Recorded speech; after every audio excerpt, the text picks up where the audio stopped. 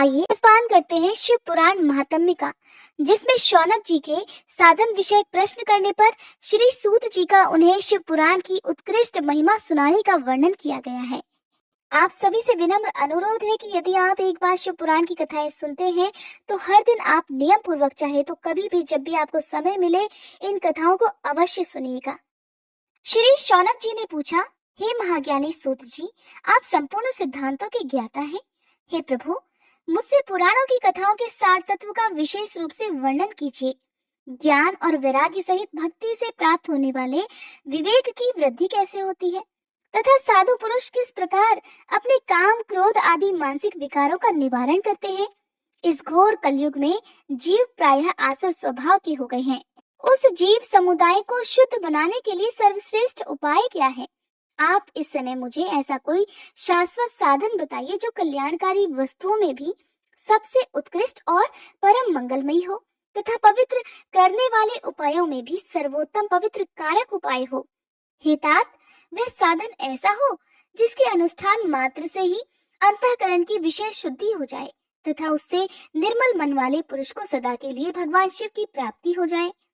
तब श्री सूत जी कहने लगे कि हे मुनि श्रेष्ठ शौनक जी, आप धन्य हो, क्योंकि आपके हृदय में पुराण कथा सुनने का विशेष प्रेम और लालसा है। इसलिए मैं शुद्ध बुद्धि से विचार कर आपसे परम उत्तम शास्त्र का वर्णन करता हूँ। हे वत्स, वह संपूर्ण शास्त्रों के सिद्धांत से संपन्न भक्ति आदि को बढ़ाने वाला और भगवान शिव को संतुष्ट करने वाला है। कानों के लिए रसायन अमृत स्वरूप तथा दिव्य है, तुम उसे श्रवण करो। हे मुने, वह परम उत्तम शास्त्र है शिव पुराण, जिसका पूर्व काल में भगवान शिव ने ही प्रवचन किया था। यह काल रूपी सर्प से प्राप्त होने वाले महान त्रास का विनाश करने वाला उत्तम साधन है। गुरुदेव व्यास जी ने सनत कुमार मुनि का उपदेश पाकर बड़े आदर से संक्षेप में ही इस पुराण का प्रतिपादन किया है। इस पुराण के पठन पाठन का उद्देश्य है कलयुग में उत्पन्न होने वाले मनुष्यों के परम हित का साधन। ये शिव पुराण परम उत्तम शास्त्र है और इसे भूतल पर भगवान शिव का वांग्मय स्वरूप समझना चाहिए। सभी प्रकार से इसका सेवन करना चाहिए। इसका पठन और श्रवण सर्व साधन रूप है। इससे भगवान शिव की भक्ति पाकर श्रेष्ठतम स्थिति में पहुंचा हुआ मनुष्य शीघ्र ही शिव पद को प्राप्त कर लेता है। इसलिए संपूर्ण प्रयास करके मनुष्यों ने इस पुराण को पढ़ने की इच्छा की है अथवा इसके अध्ययन को अभीष्ट साधन माना है। इसी तरह इसका प्रेम पूर्वक श्रवण भी संपूर्ण मनोवांछित फलों को देने वाला है। भगवान शिव के इस पुराण को सुनने से मनुष्य सभी पापों से मुक्त हो जाता है और इस जीवन में बड़े बड़े उत्कृष्ट भोगों का उपभोग करके अंत में शिवलोक को प्राप्त कर लेता है। यह शिव पुराण नामक ग्रंथ 24,000 श्लोकों से युक्त है। इसकी 7 संहिताएं हैं और मनुष्य को चाहिए कि वह भक्ति, ज्ञान और वैराग्य से संपन्न हो, बड़े आदर से इसका श्रवण करे। जो हर दिन नियम से शिव पुराण को पढ़ता है या सुनता है वह पुण्यात्मा है और इसमें बिल्कुल भी संशय नहीं है। जो उत्तम बुद्धि वाला पुरुष अंत काल में भक्ति पूर्वक इस पुराण को सुनता है उस पर अत्यंत प्रसन्न हुए भगवान महेश्वर उसे अपना परम धाम प्रदान कर देते हैं। जो प्रतिदिन आदर पूर्वक इस शिव पुराण का पूजन करता है वह इस संसार में संपूर्ण भोगों को भोग कर अंत में भगवान शिव के पद को प्राप्त कर लेता है। जो प्रतिदिन आलस्य रहित होकर रेशमी वस्त्र आदि के वेष्टन से इस शिव पुराण का सत्कार करता है वह सदा सुखी रहता है। यह शिव पुराण निर्मल तथा भगवान शिव का सर्वस्व है। जो इस लोक और परलोक में भी सुख चाहता हो उसे आदर के साथ प्रयत्न पूर्वक इसका श्रवण अथवा पठन पाठन करना चाहिए। यह निर्मल और उत्तम शिव पुराण धर्म, अर्थ, काम और मोक्ष चारों पुरुषार्थों को देने वाला है, अतः सदा प्रेम पूर्वक इसका श्रवण और विशेष पाठ करना चाहिए। सूत जी महाराज श्री शौनक आदि ऋषियों को शिव महापुराण की कथा सुना रहे हैं। श्री शौनक जी ने कहा, हे महाभाग सूत जी, आप धन्य हैं, परमार्थ तत्व के ज्ञाता हैं। आपने कृपा करके हम लोगों को ये बड़ी अद्भुत और दिव्य कथा सुनाई है। भूतल पर इस कथा के समान कल्याण का सर्वश्रेष्ठ साधन दूसरा और कोई नहीं है। ये बात हमने आज आपकी कृपा से निश्चय पूर्वक समझ ली। हे सूत जी, कलयुग में इस कथा के द्वारा कौन कौन से पापी शुद्ध होते हैं उन्हें कृपा पूर्वक बतलाइए और इस जगत को कृतार्थ कीजिए। तब श्री सूत जी कहने लगे, हे मुने, जो मनुष्य पापी, दुराचारी, खल तथा काम क्रोध आदि में निरंतर डूबे रहने वाले हैं, वे भी इस पुराण के श्रवण पठन से अवश्य ही शुद्ध हो जाते हैं। इसी विषय में जानकर मुनि इस प्राचीन इतिहास का उदाहरण दिया करते हैं, जिसके श्रवण मात्र से पापों का पूरी तरह से नाश हो जाता है। पहले समय की बात है, कहीं किरातों के नगर में एक ब्राह्मण रहा करता था, जो ज्ञान में अत्यंत दुर्बल, दरिद्र, रस बेचने वाला तथा वैदिक धर्म से विमुख था। वह स्नान संध्या आदि कर्मों से भ्रष्ट हो गया था और वैश्य वृत्ति में तत्पर रहा करता था। उसका नाम था देवराज। वो अपने ऊपर विश्वास करने वाले लोगों को ठगा करता था। उसने ब्राह्मणों, क्षत्रियों, वैश्यों, शूद्रों और दूसरों को भी अनेकों बहानों से मारकर उनका धन हड़प लिया था, परंतु उस पापी का थोड़ा सा भी धन कभी धर्म के काम में नहीं लगा था। वह वेश्यागामी तथा सभी प्रकार से आचार और पथ भ्रष्ट था। एक दिन की बात है, वह घूमता घामता दैवयोग से प्रतिष्ठानपुर अर्थात झूसी प्रयाग में जा पहुंचा। वहां उसने एक शिवालय देखा, जहां बहुत से साधु महात्मा एकत्रित हुए थे। देवराज उसी शिवालय में ठहर गया, किंतु वहां पर जाकर उस ब्राह्मण को ज्वर हो गया। उस ज्वर से अर्थात बुखार से उसको बहुत पीड़ा होने लगी। वहां एक ब्राह्मण देवता शिव पुराण की कथा सुना रहे थे। ज्वर में पड़ा हुआ देवराज ब्राह्मण के मुखारविंद से निकली हुई उस शिव कथा को निरंतर सुनता रहा। 1 मास के बाद वह ज्वर से अत्यंत पीड़ित होकर चल बसा। अब यमराज के दूत आए और उसे पाश से बांधकर बलपूर्वक यमपुरी में ले गए। इतने में ही शिवलोक से भगवान शिव के पार्षदगण वहां आ गए। उनके गौर अंग कर्पूर के समान उज्जवल थे, हाथ त्रिशूल से सुशोभित थे, उनके संपूर्ण अंग भस्म से उद्भासित थे और रुद्राक्ष की मालाएं उनके शरीर की शोभा बढ़ा रही थी। वे सब के सब क्रोध पूर्वक यमपुरी में गए और यमराज के दूतों को मार पीट कर बारंबार धमकाकर उन्होंने देवराज को उनके चंगुल से छुड़ा लिया और फिर अत्यंत अद्भुत विमान पर बिठाकर जब वे शिवदूत कैलाश पर्वत पर जाने के लिए तैयार हुए, उस समय यमपुरी में बड़ा भारी कोलाहल मच गया। उस कोलाहल को सुनकर धर्मराज अपने भवन से बाहर आए। साक्षात दूसरे रुद्रों के समान प्रतीत होने वाले उन चारों दूतों को देखकर धर्मा के धर्मराज ने उनका विधि पूर्वक पूजन किया और ज्ञान दृष्टि से देखकर सारा वृतांत जान लिया। उन्होंने भय के कारण भगवान शिव के उन महात्मा दूतों से कोई बात ही नहीं पूछी, उल्टे उन सबकी पूजा और प्रार्थना की। तत्पश्चात वे शिवदूत कैलाश को चले गए। वहां पहुंचकर उन्होंने उस ब्राह्मण को दयासागर सांब शिव के हाथों में दे दिया। शौनक जी कहने लगे, हे महाभाग सूत जी, आप सर्वज्ञ हैं। हे महामते, आपके कृपा प्रसाद से मैं बारंबार कृतार्थ हुआ। इस इतिहास को सुनकर मेरा मन अत्यंत आनंद में निमग्न हो रहा है। अतः अब भगवान शिव में प्रेम बढ़ाने वाली शिव संबंधिनी दूसरी कथा को भी कहिए। तब श्री सूत जी बोले, हे शौनक, सुनो, मैं तुम्हारे सामने गोपनीय कथा वस्तु का भी वर्णन करूंगा, क्योंकि तुम शिव भक्तों में अग्रगण्य तथा वेद वेदताओं में श्रेष्ठ हो, इसलिए ध्यान पूर्वक सुनो। समुद्र के निकटवर्ती प्रदेश में एक वाशकल नामक ग्राम है, जहाँ वैदिक धर्म से विमुख महापापी द्विज निवास करते हैं। वे सब के सब बड़े दुष्ट हैं। उनका मन दूषित विषय भोगों में ही लगा रहता है। वे ना तो देवताओं पर विश्वास करते हैं, ना भाग्य पर। वे सभी कुटिल वृत्ति वाले हैं, किसानी करते और भांति भांति के घातक अस्त्र शस्त्र रखते हैं। वे व्यभिचारी और खल हैं। ज्ञान, वैराग्य तथा सद्धर्म का सेवन ही मनुष्य के लिए परम पुरुषार्थ होता है, इस बात को वे बिल्कुल भी नहीं जानते। वे सभी पशु बुद्धि वाले हैं, और जहाँ के द्विज ऐसे हो, वहाँ के अन्य वर्णों के विषय में कहा ही क्या जा सकता है। अन्य वर्णों के लोग भी उन्हीं की भांति कुत्सित विचार रखने वाले, स्वधर्म विमुख और खल हैं। द्विज अर्थात ब्राह्मण होता है। वे सभी कुकर्मों में लगे रहते और नित्य विषय भोगों में ही डूबे रहते हैं। वहाँ की सभी स्त्रियां भी कुटिल स्वभाव की, स्वेच्छाचारिणी, पापासक्त, कुत्सित विचार वाली और व्यभिचारिणी हैं। वे सद्व्यवहार और सदाचार से सर्वथा शून्य हैं। इस प्रकार वहाँ दुष्टों का ही निवास है। उस वाशकल नामक गांव में किसी समय एक बिंदुक नामधारी ब्राह्मण रहता था। वह बड़ा अधम था, दुरात्मा और महापापी था। फिर भी उसकी स्त्री बड़ी सुंदरी थी, तब भी वह कुमार्ग पर ही चलता था। उसकी पत्नी का नाम चंचुला था। वो सदा उत्तम धर्म के पालन में लगी रहती थी, तब भी उसे छोड़कर वह दुष्ट ब्राह्मण वेश्यागामी हो गया था। इस तरह कुकर्म में लगे हुए उस बिंदुक के बहुत वर्ष बीत गए। उसकी पत्नी चंचुला काम से पीड़ित होने पर भी स्वधर्म नाश के भय से क्लेश सहकर भी दीर्घ काल तक धर्म से भ्रष्ट नहीं हुई, परंतु दुराचारी पति के आचरण से प्रभावित होकर आगे चलकर वह स्त्री भी दुराचारिणी हो गई।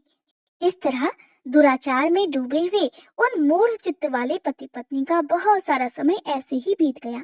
कुछ समय बाद किसी वेश्या का पति बना हुआ वह दूषित बुद्धि वाला दुष्ट ब्राह्मण बिंदुक समयानुसार मृत्यु को प्राप्त होकर नरक में जा पड़ा। बहुत दिनों तक नरक के दुख भोगकर वह मूढ़ बुद्धि पापी विंध्य पर्वत पर भयंकर पिशाच बन गया। इधर उस दुराचारी पति बिंदुक के मर जाने पर वह मूढ़ हृदया चंचुला बहुत समय तक पुत्रों के साथ अपने घर में ही रही। एक दिन की बात है, दैवयोग से किसी पुण्य पर्व के आने पर वह स्त्री भाई बंधुओं के साथ गोकर्ण क्षेत्र में गई। तीर्थ यात्रियों के संग से उसने भी उस समय जाकर किसी तीर्थ के जल में स्नान कर लिया। फिर वह स्नान करने के पश्चात मेला देखने की दृष्टि से और ऐसे भाव से अपने बंधुजनों के साथ यहाँ वहाँ घूमने लगी। घूमती घामती वो किसी देव मंदिर में पहुंच गई और वहां उसने एक दैवज्ञ ब्राह्मण के मुख से भगवान शिव की परम पवित्र और मंगलकारिणी उत्तम पौराणिक कथा सुन ली। कथावाचक ब्राह्मण उस समय कह रहे थे कि जो स्त्रियां पर पुरुषों के साथ व्यभिचार करती हैं, वे मरने के बाद जब यमलोक में जाती हैं, तब यमराज के दूत उन्हें तपे हुए लोहों से दागते हैं। पौराणिक ब्राह्मण के मुख से ये वैराग्य बढ़ाने वाली कथा सुनकर चंचुला भय से व्याकुल होकर वहां कांपने लगी। जब कथा समाप्त हुई और सुनने वाले सभी लोग वहां से बाहर चले गए, तब वह भयभीत नारी एकांत में शिव पुराण की कथा बांचने वाले उन ब्राह्मण देवता से कहने लगी। चंचुला कहने लगी, हे ब्राह्मण देवता, मैं अपने धर्म को नहीं जानती थी, इसलिए मेरे द्वारा बड़ा भारी दुराचार हुआ है। हे स्वामिन, मेरे ऊपर अनुपम कृपा करके आप मेरा उद्धार कीजिए।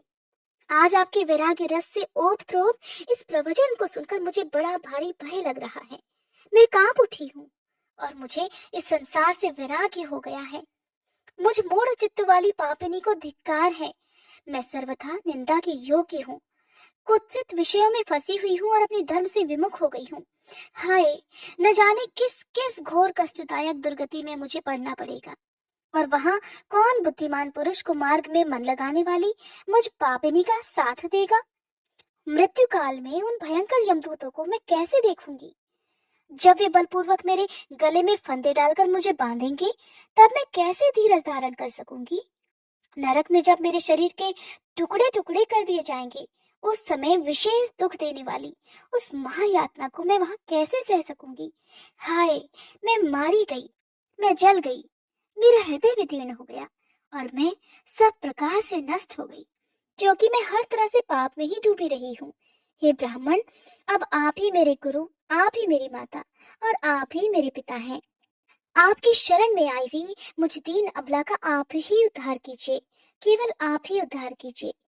श्री सूत जी कहते हैं, हे शौनक, इस प्रकार खेद और वैराग्य से युक्त हुई चंचुला ब्राह्मण देवता के दोनों चरणों में गिर पड़ी। तब उन बुद्धिमान ब्राह्मण ने कृपा पूर्वक उसे उठाया और इस प्रकार कहा। वह ब्राह्मण कहने लगे, हे नारी, सौभाग्य की बात है कि भगवान शंकर की कृपा से शिव पुराण की इस वैराग्य युक्त कथा को सुनकर तुम्हें समय पर चेत हो गया है। हे ब्राह्मण पत्नी, तुम डरो मत, भगवान शिव की शरण में जाओ। शिव की कृपा से सारा पाप तत्काल नष्ट हो जाता है। मैं तुमसे भगवान शिव की कीर्ति कथा से युक्त उस परम वस्तु का वर्णन करूंगा, जिससे तुम्हें सदा सुख देने वाली उत्तम गति प्राप्त हो सकेगी। शिव की उत्तम कथा सुनने मात्र से ही तुम्हारी बुद्धि इस तरह पश्चाताप से युक्त और शुद्ध हो गई है, साथ ही तुम्हारे मन में विषयों के प्रति वैराग्य भी हो गया है। पश्चाताप ही पाप करने वाले पापियों के लिए सबसे बड़ा प्रायश्चित होता है। सत्पुरुषों ने सभी के लिए पश्चाताप को ही समस्त पापों का शोधक बताया है। पश्चाताप से ही पापों की शुद्धि होती है। जो पश्चाताप करता है वही वास्तव में पापों का प्रायश्चित भी करता है, क्योंकि सत्पुरुषों ने समस्त पापों की शुद्धि के लिए प्रायश्चित का ही उपदेश किया है। वह सभी पश्चाताप से संपन्न हो जाता है। जो पुरुष विधि पूर्वक प्रायश्चित करके निर्भय हो जाता है पर अपने कुकर्म के लिए पश्चाताप नहीं करता, उसे प्रायः उत्तम गति प्राप्त नहीं होती। परंतु जिसे अपने कुकृत्य पर हार्दिक अर्थात दिल से पश्चाताप होता है, वह अवश्य उत्तम गति का भागीदार होता है, इसमें कोई संशय नहीं। इस शिव पुराण की कथा सुनने से जैसी चित्त शुद्धि होती है, वैसी दूसरे उपायों से नहीं हो पाती। जैसे दर्पण साफ करने पर निर्मल हो जाता है, ठीक उसी प्रकार इस शिव पुराण की कथा से मन भी अत्यंत शुद्ध हो जाता है, इसमें कोई संशय नहीं। मनुष्य के शुद्ध चित्त में जगदम्बा पार्वती सहित भगवान शिव विराजमान रहते हैं। इससे वह विशुद्धात्मा पुरुष श्री सांब सदाशिव के पद को प्राप्त होता है। इस उत्तम कथा का श्रवण समस्त मनुष्यों के लिए कल्याण का बीज है, अतः यथोचित मार्ग से इसकी आराधना अथवा सेवा करनी चाहिए। यह भव बंधन रूपी रोगों का नाश करने वाली है। भगवान शिव की कथा को सुनकर फिर अपने हृदय में उसका मनन और निधिध्यासन करना चाहिए। इससे मन पूर्णतया शुद्ध हो जाता है। मन की शुद्धि होने से महेश्वर की भक्ति अपने दोनों पुत्रों अर्थात ज्ञान और वैराग्य के साथ निश्चय ही प्रकट होती है। तत्पश्चात महेश्वर के अनुग्रह से दिव्य मुक्ति प्राप्त होती है, इसमें कोई संशय नहीं। जो मुक्ति से वंचित है उसे पशु समझना चाहिए, क्योंकि उसका मन माया के बंधन में आसक्त है। वह निश्चय ही संसार बंधन से मुक्त नहीं हो पाता। हे ब्राह्मण पत्नी, इसलिए तुम विषयों से मन को हटा लो और भक्ति भाव से भगवान शंकर की इस परम पावन कथा को सुनो। परमात्मा शंकर की इस कथा को सुनने से तुम्हारे मन की शुद्धि होगी और इससे तुम्हें मोक्ष की प्राप्ति हो जाएगी। जो निर्मल मन से भगवान शिव के चरणार बिंदों का चिंतन करता है, उसका एक ही जन्म में मुक्ति हो जाती है। ये मैं तुमसे सत्य कहता हूँ। सूत जी कहते हैं, हे शौनक जी, इतना कहकर वे श्रेष्ठ शिव भक्त चुप हो गए। उनका हृदय करुणा से आर्द्र हो गया। वे शुद्ध चित्त भगवान शिव के ध्यान में ही मगन हो गए। तदंतर बिंदुक की पत्नी चंचला मन ही मन प्रसन्न हो उठी। ब्राह्मण का उक्त उपदेश सुनकर उसके नेत्रों में आनंद के आंसू छलक आए थे। वह ब्राह्मण पत्नी चंचला हर्ष भरे हृदय से उस श्रेष्ठ ब्राह्मण के दोनों चरणों में गिर पड़ी और हाथ जोड़कर कहने लगी, हे ब्राह्मण देवता, मैं कृतार्थ हो गई। तत्पश्चात उठकर वैराग्य युक्त उत्तम बुद्धि वाली वह स्त्री, जो अपने पापों के कारण बड़ी भयभीत थी, उन महान शिव भक्त ब्राह्मण से हाथ जोड़कर गदगद वाणी में कहने लगी, हे ब्राह्मण, शिव भक्तों में श्रेष्ठ स्वामिन, आप धन्य हैं, परमार्थदर्शी हैं और सदा परोपकार में लगे रहते हैं, इसीलिए श्रेष्ठ साधु पुरुषों में प्रशंसा के योग्य भी हैं। हे साधु, मैं नरक के समुद्र में गिर रही हूँ, आप मेरा उद्धार कीजिए, आप कृपया मेरा उद्धार कीजिए। पौराणिक अर्थ तत्व से संपन्न जिस सुंदर शिव पुराण की कथा को सुनकर मेरे मन में संपूर्ण विषयों से वैराग्य उत्पन्न हो गया। उसी इस शिव पुराण की कथा को सुनने के लिए इस समय मेरे मन में बड़ी श्रद्धा हो रही है। सूत जी कहते हैं, ऐसा कहकर हाथ जोड़कर उनका अनुग्रह पाकर चंचला उस शिव पुराण की कथा को सुनने की इच्छा मन में लिए उन ब्राह्मण देवता की सेवा में तत्पर वहां रहने लगी। तदंतर शिव भक्तों में श्रेष्ठ और शुद्ध बुद्धि वाले उन ब्राह्मण देवता ने उसी स्थान पर उस स्त्री को शिव पुराण की उत्तम कथा सुनाई। इस प्रकार उस गोकर्ण नामक महाक्षेत्र में उन्हीं श्रेष्ठ ब्राह्मण से उसने शिव पुराण की परम उत्तम कथा सुनी, जो भक्ति, ज्ञान और वैराग्य को बढ़ाने वाली तथा मुक्ति देने वाली है। उस परम उत्तम कथा को सुनकर वह ब्राह्मण पत्नी अत्यंत कृतार्थ हो गई। उसका मन शीघ्र ही शुद्ध हो गया और फिर भगवान शिव के अनुग्रह से उसके हृदय में शिव के सगुण रूप का चिंतन होने लगा। इस प्रकार उसने भगवान शिव में लगी रहने वाली उत्तम बुद्धि पाकर भगवान शिव के सच्चिदानंदमय स्वरूप का बारंबार चिंतन प्रारंभ किया। तत्पश्चात समय के पूरे होने पर भक्ति, ज्ञान और वैराग्य से युक्त हुई चंचला ने अपने शरीर को बिना किसी कष्ट के त्याग दिया। इतने में ही त्रिपुर शत्रु भगवान शिव का भेजा हुआ एक दिव्य विमान द्रुत गति से वहां पहुंचा, जो उनके अपने गणों से संयुक्त और भांति भांति के शोभा साधनों से संपन्न था। चंचला उस विमान पर आरूढ़ हो गई अर्थात विराजमान हो गई और भगवान शिव के श्रेष्ठ पार्षदों ने उसे तत्काल शिवपुरी में पहुंचा दिया। उसके सारे कलह क्लेश, उसके सारे पाप धुल चुके थे। वह दिव्य रूप धारिणी दिव्यांगना हो गई थी। उसके दिव्य अवयव उसकी शोभा बढ़ा रहे थे। मस्तक पर अर्धचंद्र का मुकुट धारण किए हुए वह गौरांगी देवी शोभाशाली दिव्य आभूषणों से विभूषित थी। शिवपुरी में पहुंचकर उसने सनातन देवता त्रिनेत्रधारी महादेव जी को देखा।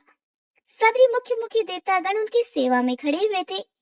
गणेश जी, भृंगी, नंदीश्वर तथा वीरभद्रेश्वर आदि उनकी सेवा में उत्तम भक्तिभाव से उपस्थित थे।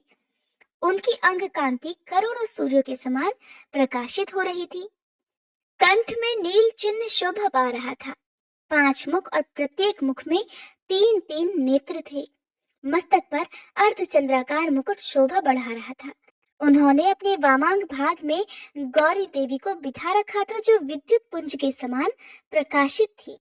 गौरीपति महादेव जी की कांति कपूर के समान गौर थी। उनका सारा शरीर श्वेत भस्म से भासित था। शरीर पर श्वेत वस्त्र शोभा पा रहे थे। इस प्रकार परम उज्जवल भगवान शंकर का दर्शन करके वह ब्राह्मण पत्नी चंचुला बहुत प्रसन्न हुई। अत्यंत प्रीतियुक्त होकर उसने बड़ी उतावली के साथ भगवान को बारंबार नतमस्तक होकर प्रणाम किया और फिर हाथ जोड़कर वह बड़े प्रेम, आनंद और संतोष से युक्त होकर विनीत भाव से खड़ी हो गई। उसके नेत्रों से आनंदाश्रुओं की अविरल धारा बहने लगी तथा संपूर्ण शरीर में रोमांच हो उठा। उस समय भगवती पार्वती और भगवान शंकर ने उसे बड़ी करुणा के साथ अपने पास बुलाया और सौम्य दृष्टि से उसकी ओर देखा। पार्वती जी ने तो दिव्य रूप धारिणी बिंदुक प्रिया चंचुला को प्रेम पूर्वक उसी क्षण अपनी सखी बना लिया। वह उस परमानंद घन ज्योति स्वरूप सनातन धाम में अविचल निवास पाकर दिव्य सौख्य से संपन्न होकर अक्षय सुख का अनुभव करने लगी।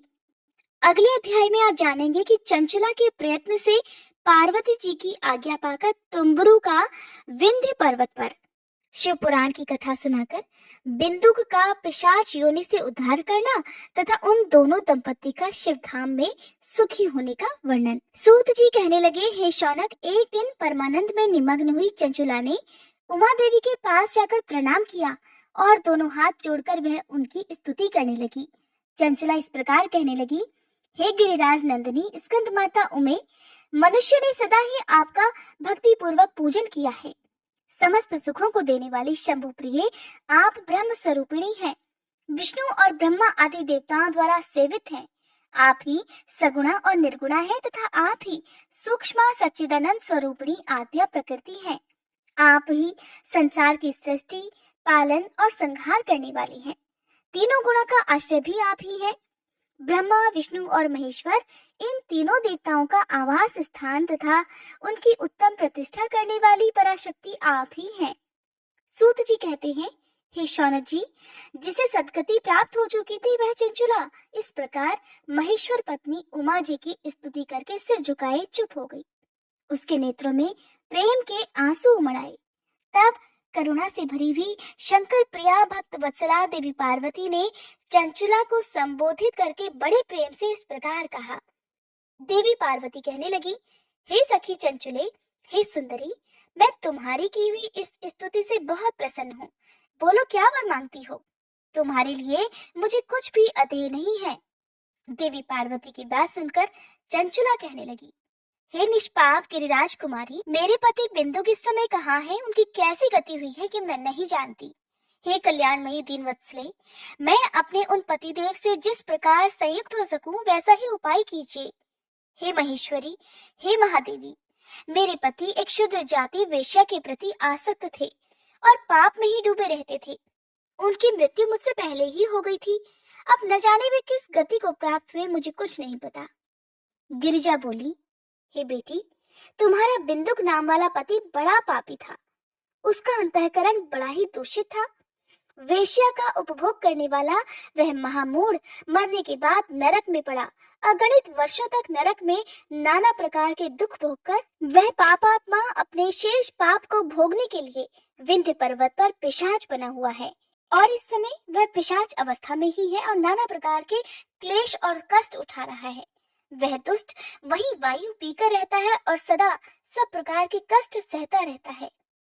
सूत जी कहने लगे, हे शौनक जी, गौरा देवी की ये बात सुनकर उत्तम व्रत का पालन करने वाली चंचला उस समय पति के महान दुख से दुखी हो गई। फिर अपने मन को स्थिर करके उस ब्राह्मण पत्नी ने व्यथित हृदय से महेश्वरी को प्रणाम करके पुनः पूछा, हे महेश्वरी, हे महादेवी, मुझ पर कृपा कीजिए और दूषित कर्म करने वाले मेरे उस दुष्ट पति का अब उद्धार कर दीजिए। हे देवी, कुत्सित बुद्धि वाले मेरे उस पापात्मा पति को किस उपाय से उत्तम गति प्राप्त हो सकती है, ये शीघ्र बतलाइए, आपको नमस्कार है। देवी पार्वती कहने लगी, हे सखी, यदि तुम्हारा पति शिव पुराण की पुण्यमयी उत्तम कथा सुन ले तो सारी दुर्गति को पार करके वह उत्तम गति का भागीदार बन सकता है। अमृत के समान मधुर अक्षरों से युक्त गौरा देवी के यह वचन आदर पूर्वक सुनकर चंचुला ने हाथ जोड़कर और अपना शीश झुकाकर उन्हें बारंबार प्रणाम किया और अपने पति के समस्त पापों की शुद्धि तथा उत्तम गति की प्राप्ति के लिए पार्वती देवी से ये प्रार्थना की कि मेरे पति को शिव पुराण सुनाने की व्यवस्था होनी चाहिए। उस ब्राह्मण पत्नी के बारंबार प्रार्थना करने पर शिव प्रिया गौरा देवी को बड़ी दया आई। तब उन भक्त वत्सला महेश्वरी गिरिराज कुमारी ने भगवान शिव की उत्तम कीर्ति का गान करने वाले गंधर्वराज तुम्बुरु को बुलाकर उनसे प्रसन्नता पूर्वक इस प्रकार कहा, हे तुम्बुरु, तुम्हारी भगवान शिव में प्रीति है। तुम मेरे मन की बातों को जानकर मेरे अभीष्ट कार्यों को सिद्ध करने वाले हो, इसलिए मैं तुमसे एक बात कहती हूँ, तुम्हारा कल्याण हो। तुम मेरी सखी के साथ शीघ्र ही विंध्य पर्वत पर जाओ। वहां एक महाघोर और भयंकर पिशाच रहता है। उसका वृतांत तुम आरंभ से ही सुनो। मैं तुमसे प्रसन्नता पूर्वक सब कुछ बताती हूँ। पूर्व जन्म में वह पिशाच बिंदुक नामक ब्राह्मण था और मेरी इस सखी चंचुला का पति था, परंतु वह दुष्ट वेश्यागामी हो गया। स्नान संध्या आदि नित्यक्रम छोड़कर वह अपवित्र रहने लगा। क्रोध के कारण उसकी बुद्धि पर मूढ़ता छा गई थी। वह कर्तव्य का विवेक नहीं कर पाता था। अभक्ष्य भक्षण, सज्जनों से द्वेष और दूषित वस्तुओं का दान लेना, यही उसका स्वाभाविक कर्म बन गया था। वह अस्त्र शस्त्र लेकर हिंसा करता, बाएं हाथ से खाता, दीनों को सताता और क्रूरता पूर्वक पराये घरों में आग लगा दिया करता था। चांडालों से प्रेम करता और प्रतिदिन वेश्याओं के संपर्क में रहने लगा था। बड़ा दुष्ट था। वह पापी अपनी पत्नी का परित्याग करके दुष्टों के संग में ही आनंद मनाने लगा था। इस प्रकार वह मृत्यु पर्यंत दुराचार में ही फंसा रहा और फिर अंतकाल आने पर उसकी मृत्यु हो गई। वह पापियों के भोग स्थान घोर यमपुर में गया और वहां पर बहुत सी नरकों का उपभोग करके वह दुष्टात्मा जीव इस समय विंध्य पर्वत पर पिशाच बना हुआ है। वहीं वह दुष्ट पिशाच अपने पापों का फल भोग रहा है। तुम उसके आगे यत्न पूर्वक शिव पुराण की उस दिव्य कथा का प्रवचन करो जो परम पुण्यमयी तथा समस्त पापों का नाश करने वाली है। शिव पुराण की कथा का श्रवण सबसे उत्कृष्ट पुण्य कर्म है। उससे उसका हृदय शीघ्र ही समस्त पापों से शुद्ध हो जाएगा और वह प्रेत योनि का परित्याग कर देगा। उस दुर्गति से मुक्त होने पर बिंदुक नामक पिशाच को मेरी आज्ञा से विमान पर बिठाकर तुम भगवान शिव के समीप ले आओ। श्री सूत जी कहते हैं, हे शौनक जी, महेश्वरी उमा के इस प्रकार आदेश देने पर गंधर्वराज तुम्बुरु मन ही मन बड़े प्रसन्न हुए। उन्होंने अपने भाग्य की सराहना की।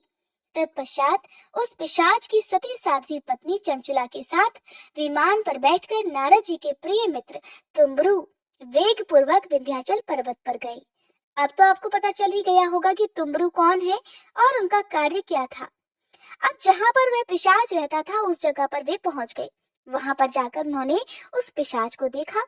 उसका शरीर विशाल था, थोड़ी बहुत बड़ी थी। कभी वो हंसता, कभी रोता और कभी उछलने लगता था। उसकी आकृति बड़ी विकराल थी। भगवान शिव की उत्तम कीर्ति का गान करने वाले महाबली तुम्बुरु ने उस अत्यंत भयंकर पिशाच को पाशों द्वारा बांध लिया। तदंतर तुम्बुरु ने शिव पुराण की कथा बांचने का निश्चय करके महोत्सव युक्त स्थान और मंडप आदि की रचना की। इतने में ही संपूर्ण लोगों में बड़े वेग से ये प्रचार हो गया कि देवी पार्वती की आज्ञा से एक पिशाच का उद्धार करने के उद्देश्य से शिव पुराण की उत्तम कथा सुनाने के लिए तुम्बुरु महाराज विंध्य पर्वत पर गए हुए हैं। फिर तो उस कथा को सुनने के लोभ से बहुत से देवर्षि शीघ्र ही वहां पर जा पहुंचे आदर पूर्वक शिव पुराण सुनने के लिए आए हुए लोगों का उस पर्वत पर बड़ा अद्भुत और कल्याणकारी समाज जुट गया।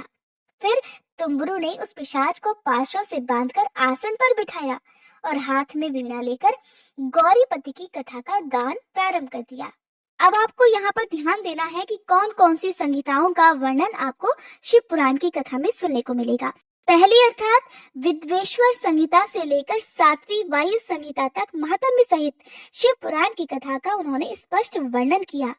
सातों संहिताओं सहित शिव पुराण का आदर पूर्वक श्रवण करके वे सभी श्रोतागण पूर्णतः कृतार्थ हो गए और उस परम पुण्यमय शिव पुराण को सुनकर उस पिशाच ने भी अपने सारे पापों को धोकर अपने उस पैशाचिक शरीर का त्याग कर दिया। फिर तो शीघ्र ही उसका रूप दिव्य हो गया, अंग कांति गौरवर्ण की हो गई, शरीर पर श्वेत वस्त्र तथा सभी प्रकार के पुरुषोचित आभूषण उसके अंगों को उद्भासित करने लगे। वह त्रिनेत्रधारी चंद्रशेखर रूप हो गया। इस प्रकार दिव्य देहधारी होकर श्रीमान बिंदुक अपनी प्राण वल्लभा चंचुला के साथ स्वयं भी पार्वती वल्लभ भगवान शिव का गुणगान करने लगा। उसकी स्त्री को इस प्रकार दिव्य रूप से सुशोभित देखकर वे सभी देवर्षि बड़े विस्मित हुए। उनका चित्त परमानंद से परिपूर्ण हो गया। भगवान महेश्वर का वह अद्भुत चरित्र सुनकर वे सभी श्रोतागण परम कृतार्थ होकर प्रेम पूर्वक श्री शिव जी का यशोगान करते हुए अपने अपने धाम को चले गए। दिव्य रूपधारी श्रीमान बिंदुक भी सुंदर विमान पर अपनी प्रियतमा के साथ बैठकर सुखपूर्वक आकाश में स्थित होकर बड़ी शोभा पाने लगा। तत्पश्चात महेश्वर के सुंदर और मनोहर गुणों का गान करता हुआ वह अपनी प्रियतमा तथा तुम्बरू के साथ शीघ्र ही शिवधाम में जा पहुंचा। वहां भगवान महेश्वर तथा पार्वती देवी ने प्रसन्नता पूर्वक बिंदु का बड़ा सत्कार किया और उसे अपना पार्षद बना लिया।